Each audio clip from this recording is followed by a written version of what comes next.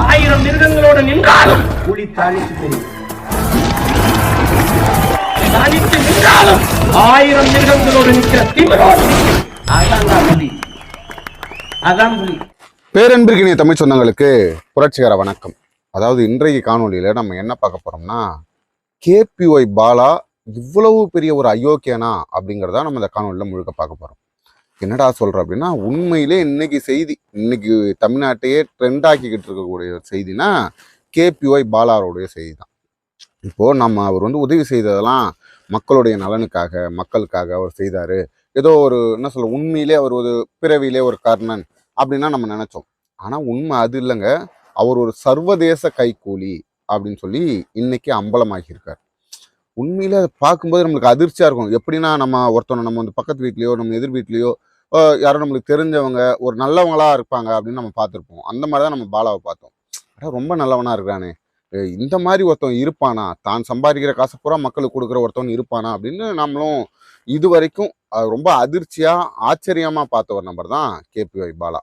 நான் முகநூல் பக்கங்கள்ல போகும்போதெல்லாம் முதல்ல ஒரு செய்தி ஒன்று இருக்கும். ஒரு பாலாவுக்கு இவ்வளவு தொகை எங்கிருந்து வந்தது, பாலா எப்படி இப்படி கொடுக்க முடியும், பாலாவுடைய உண்மை முகம் வெகு விரைவில் அம்பலமாகும் அப்படின்லாம் செய்திகள் நான் பார்த்துருக்கேன். அந்த போஸ்ட்டுகள் கீழே போய் பார்ப்பேன். நம்மளுக்கு ஒரு ஆர்வம் என்னன்னா, அழகா அப்படி ஒரு போஸ்டை போட்டு வச்சுக்கிறாங்க, ஒரு அபாண்டமான ஒரு போஸ்டா இருக்கு. இது ஒருத்தவனை நல்லது செய்யறவனை இப்படியெல்லாம் பேசலாமா? ஆனா கீழே ஒரு 300 கமெண்ட்டுக்கு மேல இருக்கு, 500 கமெண்ட்டுக்கு மேல இருக்கு.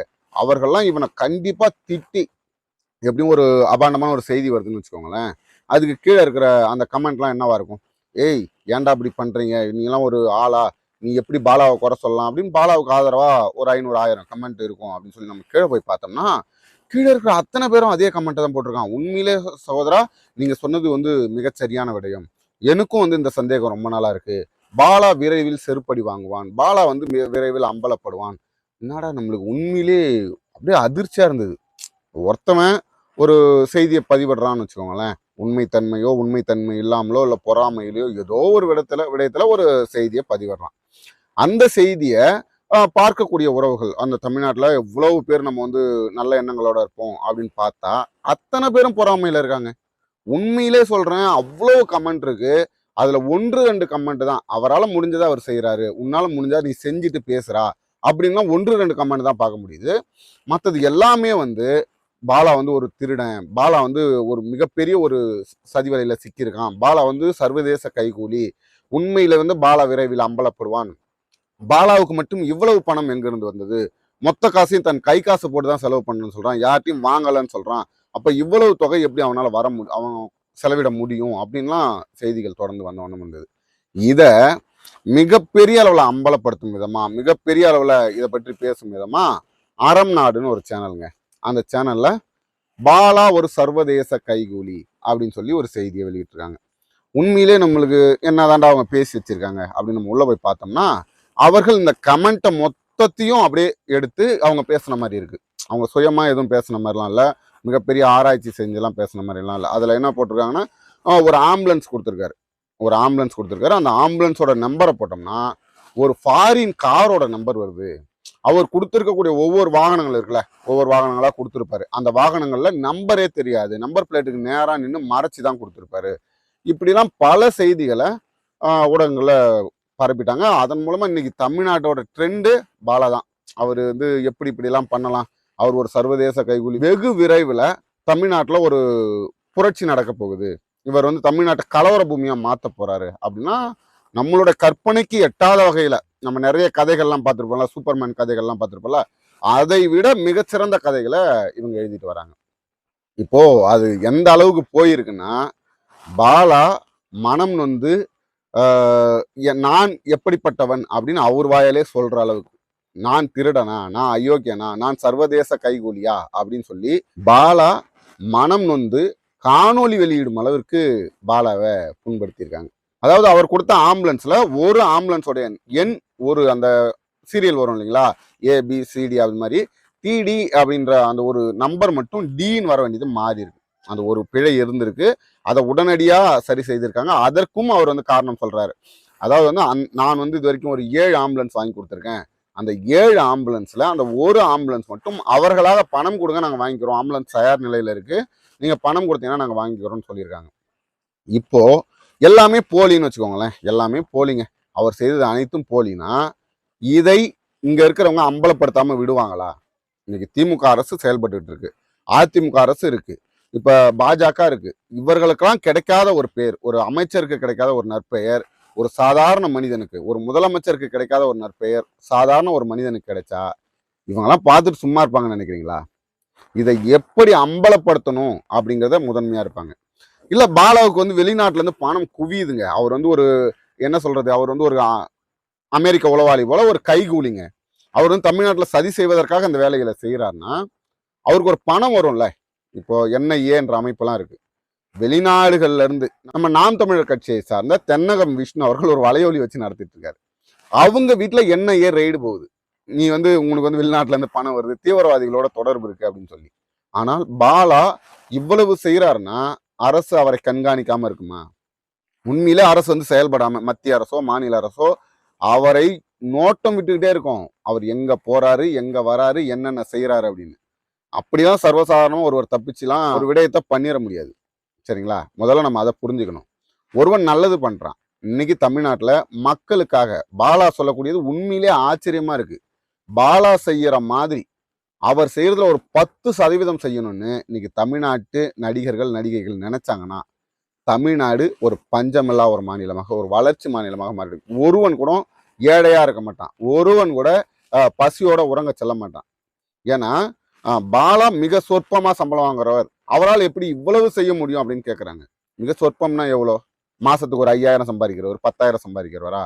ஒரு ஈவெண்ட் போனால் 1 லட்ச ரூபா சம்பாதிப்பார். ஒரு ஈவெண்ட்டுக்கு அவர் வந்து 1 லட்சம், அதுக்கு அதிகமாகவே இருக்கும், நம்ம குறைந்தபட்சமாக சொல்கிறோம். ஒரு ஈவெண்ட்டுக்கு 1 லட்சம், மாதம் ஒரு 10லேருந்து ஒரு 20 ஈவெண்ட் போனார்னா அவருக்கு அன்னைக்கு 15லேருந்து 20 லட்ச ரூபா கிடைக்கும்.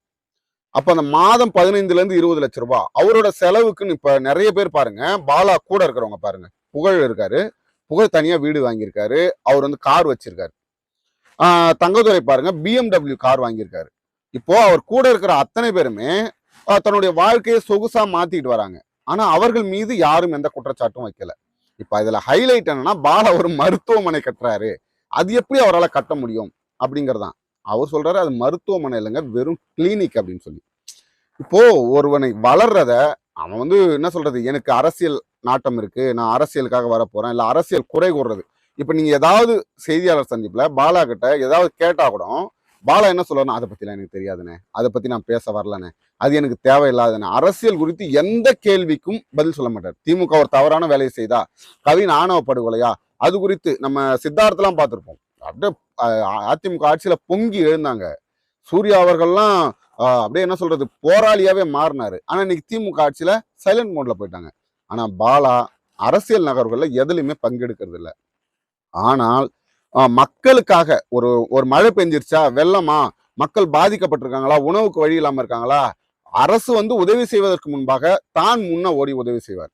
இப்ப நம்ம கர்ணனை பார்த்திருப்போம், கர்ணன் வந்து நம்ம கேள்விப்பட்டிருப்போம், கர்ணனுடைய வாழ்க்கை வரலாறு பார்த்திருப்போம். அவர் குழந்தையா, கருத்து தெரிவதற்கு முன்பு குழந்தையா இருக்கும்போதே அவரோட பேர் வைக்க வந்த ஒருவருக்கே அவர் வந்து தானமா எடுத்து கொடுத்தாருங்க அப்படிங்கிறதெல்லாம். ஆனா இதுல உண்மையான வரலாறு பாருங்களேன், கர்ணனோட வரலாறு பாருங்க. கர்ணன் பெரியவர் ஆகுறாரு, பெரியவர் ஆன பிறகு அவருக்கு ஒரு நாடு இருக்கு, அந்த நாட்டுல இருந்து தான தர்மம் அள்ளி வழங்குறாரு, தன்னால முடிஞ்ச வரைக்கும் வாரி வழங்குறாரு. அது அத்தனையும் யாருடைய காசு, யாருடைய பணம்னு பார்த்தா துரியோதனனுடைய பணம். துரியோதனன் தான் அங்கதேசம்ன்ற ஒரு நாட்டை கர்ணனுக்கு எழுதி வைக்கிறார். அதுல இருந்து நீ என்ன வேணா, யாருக்கு வேணா, எவ்வளவு வேணா கொடுத்துக்கோ அப்படின்னு சொல்றாரு. இப்போ கர்ணன் கொடுத்தது முழுக்க முழுக்க துரியோதனுடையது.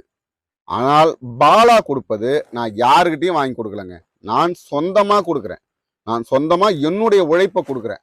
நான் நிறைய ஈவெண்ட் போறேன், நிறைய ப்ரோக்ராம் போறேன், வெளிநாடுகளுக்கு போறேன், என்னால முடிஞ்ச அளவுக்கு ஓடுறேன், எவ்வளவு வேகமா ஓட முடியுமோ ஓடுறேன். இன்னைக்கு திரைப்படம் நடிச்சு அதுல 2 பேருக்கு வீடு கட்டி கொடுத்துருக்கேன். இப்படிலாம் ஒருவர் வந்து சுயநலம் இல்லாமல் இந்த மக்களுக்கு வேலை செஞ்சா வச்சுக்கோங்களேன், நம்ம ஆளுங்க அவன் தீவிரவாதி, டெரரிஸ்ட், அவன் வந்து சர்வதேச கைகூலி அப்படின்லாம் அவன் மீது ஏகப்பட்ட சாயங்களை பூசி அவனை நம்ம எப்படிலாம் முடக்கலாம் அப்படிங்கிறதான் பார்ப்பாங்க. அந்த வேலையைத்தான் இன்றைக்கு இந்த சதிகார கும்பல் செய்கிறது. என்னுடைய கேள்வி ஒன்றே ஒன்று தான், பாலா சர்வதேச கைகூலினா நீங்கள் யாருடைய கைகூலி? இதுதான் இப்ப கேள்வி. பாலா சர்வதேச கைகூலிங்க, அவருக்கு வந்து வெளிநாடுல இருந்து ஃபண்ட் வருதுங்க. நீங்க யாருடைய கைகூலி? ஒரு உத்தமனை ஒரு உண்மையாக மக்களுக்கு நல்லது செய்யக்கூடிய ஒருவனை இப்படி அவமானப்படுத்தி அவன் 2-3 நாட்களாக வேதனையில பாலா சொல்லும்போது உண்மையிலே நமக்கு கண்ணீர் வருது. நான் 2-3 நாள் ஆச்சு தூங்கி, எனக்கு அவ்வளோ ஒரு மன உளைச்சலை கொடுக்குறாங்க அப்படின்னு சொல்லி. ஆனா ஒரு சிலர் என்ன பண்ணுவாங்கன்னா இந்த தளத்தை விட்டு ஓடிடுவாங்க. ஐயோ நான் எப்பா நல்லது பண்ணா இவ்வளோ இது வருமா, இவ்வளோ பிரச்சனை வருமா, நான் ஓடிடுறேன். ஆனா பாலா இந்த சூழ்நிலையும் சொல்வது, நான் இன்னும் வேகமாக ஓடுவேன் மக்களுக்காக அப்படின்னு சொல்லியிருக்காரு. இது உண்மையிலேயே நல்லது செய்யுங்க, முடியலைன்னா நல்லது செய்யறவங்கள செய்ய விடுங்க. இந்த மாதிரி குறுக்க புகுந்து சதி வேலைகளை செய்யாதீங்க. இதுதான் நம்மளுடைய கருத்து. அடுத்தது ஒரு காணொலியில் உங்களை சந்திக்கும் வரை உங்களிடம் விடைபெறுவது உங்கள் அன்பழகன். நன்றி.